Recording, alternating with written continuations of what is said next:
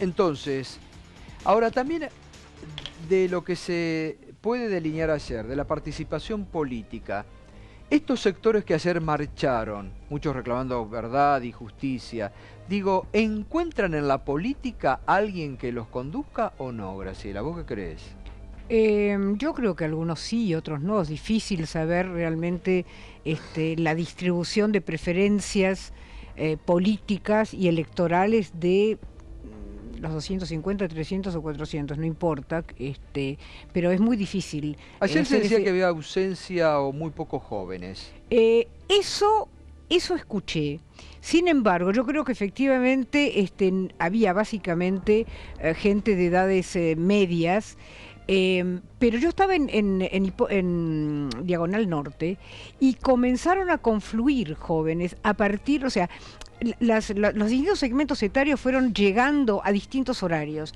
Los de más edad llegaron más temprano. ¿Sí?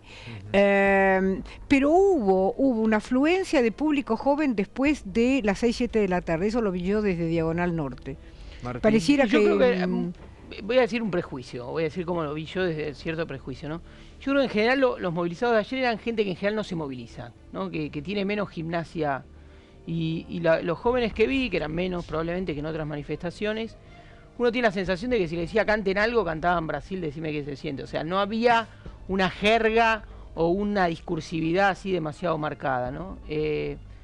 Ese es un... No había un componente politizado. No había un componente politizado y en ¿Será general porque, por ejemplo, la izquierda, todos los partidos de izquierda no movilizaron? No sé si los partidos, los sindicatos, los partidos políticos tradicionales, y el radicalismo no tiene la convocatoria que tuvo, No. Es decir, no solo...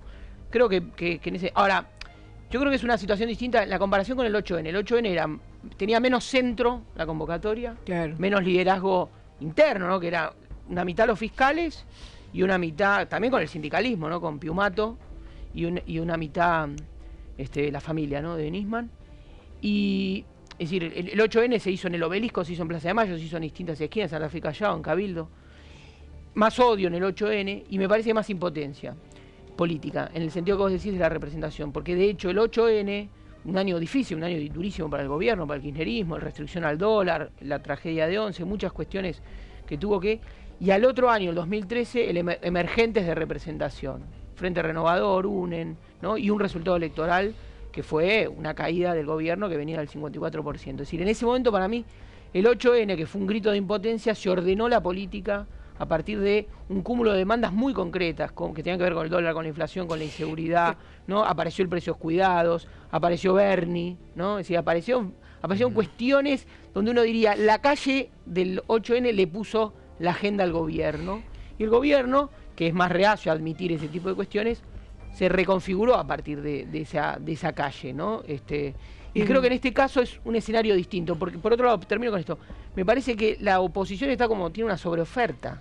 Claro. Es decir, tenés a Macri, tenés a Massa, bueno, Scioli, que es una suerte de misterio político, está el UNE, lo que queda el UNE, está Wiener, por eso. Está el vice, estuvieron En todo caso Carrió, es al revés que el 8N, quien no definió su candidato, quien al menos hasta ahora es el kirchnerismo. Sí, pero hay una situación nueva también en relación, siguiendo con lo que decía Martín. En el caso del 8N, esto de alguna manera favorecía a la oposición, esa movilización, porque era una movilización contra el gobierno, pero estaba claro que no podía ser capitalizada por ninguno de los sectores políticos, independientemente que la gente después votó más por unos que por otros. Ahora creo que hay un intento, y creo que eso tiene bastante que ver con la convocatoria de la marcha, de que esto favorezca un proceso de unidad de la oposición. Es decir, hay algunos dirigentes, por ejemplo Sanz lo dice muy claro. Dice, acá ya se ha formado una mayoría social que está pidiendo un cambio, ¿no? Pero eso es una argumentación cupular.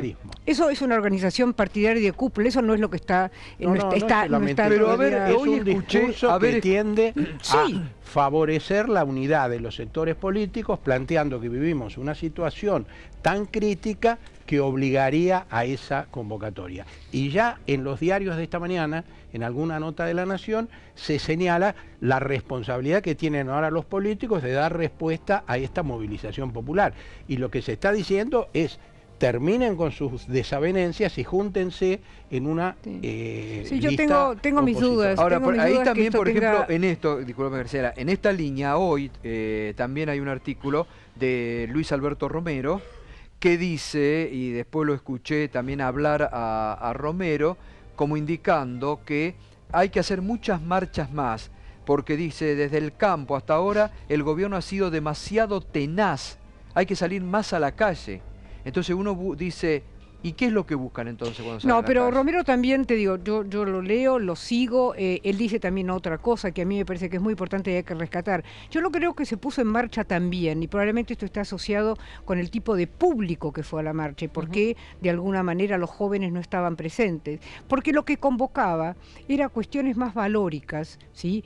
Que están, te diría, ausentes de la agenda de la sociedad y que a mi modo de ver, la marcha de ayer volvió a poner, digamos, en la agenda de la sociedad. Los temas institucionales son temas que son marginales a las demandas y prioridades de la gente cuando se le plantea en una encuesta de opinión cuáles son los principales problemas del país. El tema institucional no aparece en general.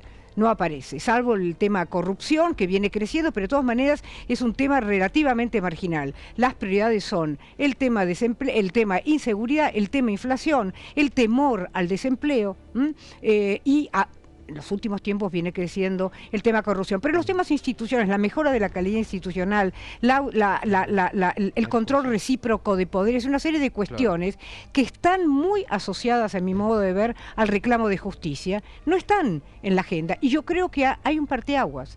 Efectivamente, a partir de la marcha de ayer, yo creo que este tema se va a instalar con el correr, digamos, de los meses en mitad del año electoral, y obligatoriamente va a llevar a que los distintos candidatos, tomen alguna posición y generen algún tipo de propuesta diferencial al respecto. Bueno, muy bien.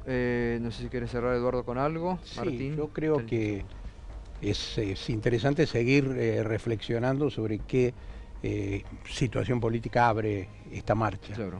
Insisto que me parece que tiene mucho que ver la marcha con esta idea de que el país está viviendo un momento de crisis institucional muy profunda, que hay que salvar a las instituciones, y me parece que, por ejemplo, lo que está pasando con el radicalismo es un ejemplo muy claro de eso.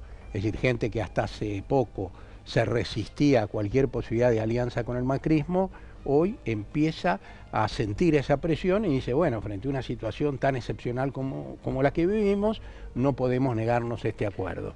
En ese sentido, la marcha es menos inocente, digamos así, desde un punto de vista político partidario.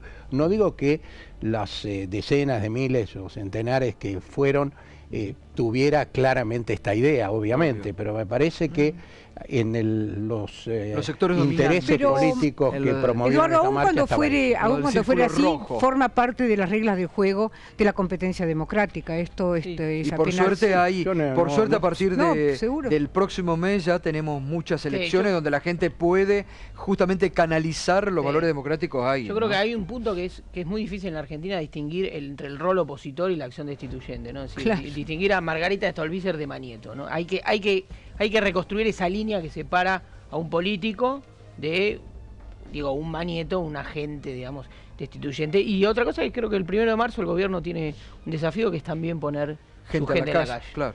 Muy bien, gracias Martín. Gracias.